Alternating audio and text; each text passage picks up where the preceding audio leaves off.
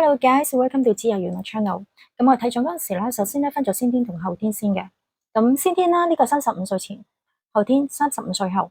咁因為呢張相咧 Google 嗰度 search 嘅，所以咧好多 details 嘅嘢都睇唔到。咁因為睇相咧係好多嘢睇嘅。咁首先我哋睇一睇個手指夠唔夠長先。咁點為之係夠唔夠長咧？咁我就發現有兩個手指啦係合格嘅，呢個食指同埋呢個係尾指。咁食指點為之合格咧？咁食指亦都代表咗咩咧？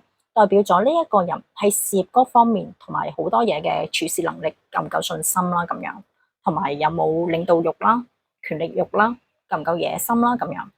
咁呢個食指咧係夠長啦。點為之夠長咧？就係攞呢一個中指嚟做個比較嘅。第一、第二、第三個部分呢個中間。如果係 over 咗呢個中間嘅話咧，咁即係話呢個食指已經夠長啦。咁呢個食指夠長咧，就擁有我頭先所講呢一啲咁嘅個性。咁亦都睇到呢個尾指咧係夠長嘅。咁點為之係夠長咧？就係攞呢一節嚟做個對比啦。咁 over 咗呢一節嘅，或者啱啱到呢一節嘅，都屬於夠長。咁個尾指咧係代表咗咩咧？尾指係代表咗呢一個人嘅交際手腕啦，圓唔圓滑啦。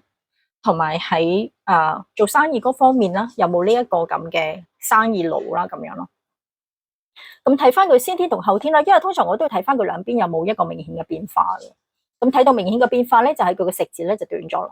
咁即係話佢後天咧35歲後咧，佢係處事嗰方面咧就自信係少咗啦。咁跟住咧，我哋睇一睇呢個感情線啦，呢個係智慧線啦，咁呢個就係生命線啦。咁呢個感情線咧，佢就夠長啦，亦都夠彎啦。咁點為之係夠長夠彎咧？咁因為佢係到咗呢個佢嘅食指啦、中指嘅呢個位嘅呢個位置嘅，佢夠長嘅。其實睇翻個先天同後天啦，個感情線咧都係夠長夠彎嘅，即係證明咗呢一個人咧對感情方面咧都係比較願意付出啦，唔會咁吝嗇去付出啦，同埋對感情嘅包容都係比較多嘅。跟住落嚟呢度咧，就睇佢個智慧線啦。呢個智慧線咧就向下走嘅，走去呢個月丘嗰度嘅。咁呢個丘咧就係叫做月丘啦，亦都係叫做太陰丘。咁當佢個智慧線咧向下走去月丘嗰個位嗰度咧，呢個人咧就不切實際，但係佢後天咧就變咗實際咗啦，因為佢就走咗去呢一個上火星丘嗰度嘅。咁呢個叫做上火星丘，呢個叫做月丘。OK， 呢度有兩個丘位喺度嘅。咁佢就向咗呢個係上火星丘走啦，而且條智慧線咧都好平嘅。咁啊證明咗呢個人咧係先天冇咁現實，冇咁實際，後天咧變得現實實際咗啦。但係呢個人現實得嚟咧，佢都睇感情嘅。點解啊？咁因為佢個感情線咧係夠彎夠長啊嘛，所以睇掌紋嗰陣時咧，有時係要夾埋啲嘢睇嘅，同睇面相都係唔可以單單淨係睇一部分咁樣咯。呢個生命線嚟嘅，令到金星丘咧變得好窄。咁金星丘咧係主宰一個人嘅愛心啦，同埋一個人嘅性嘅慾念有幾重。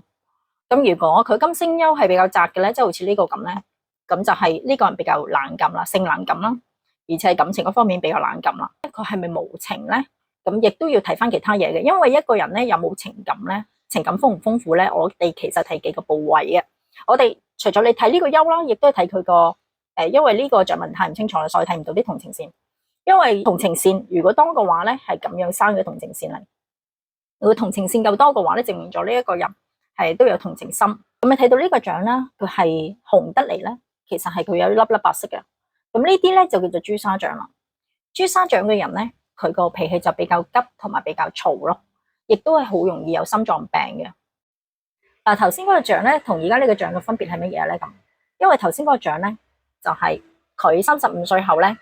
呢個智慧線係橫身噶嘛，係咪？去到嗰個上火星丘噶嘛。咁但係咧頭先嗰個咧就係個感情線咧係去到呢個食指同無名指中間噶嘛，夠長噶嘛。但係呢個就唔同啦。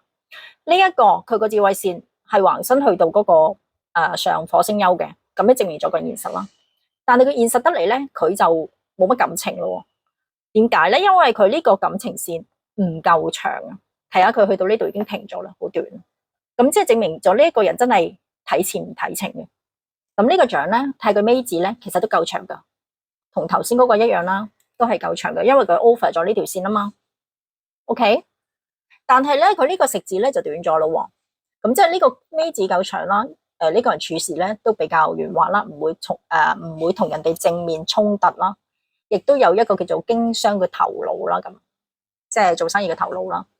但係佢仲有做生意嘅頭腦喎，唔等於佢可以做到生意喎，係咪先？因為我哋都要配埋其他嘢去睇噶嘛。咁跟住佢呢個食字咧就短得滯啦，因為佢而家整開咗，但係如果合埋嘅話咧，其實都未必到呢個中間位嘅，都係比較短嘅，即係佢冇乜權力欲唔夠強啦，處事嗰方面咧個信心咧唔夠大啦咁。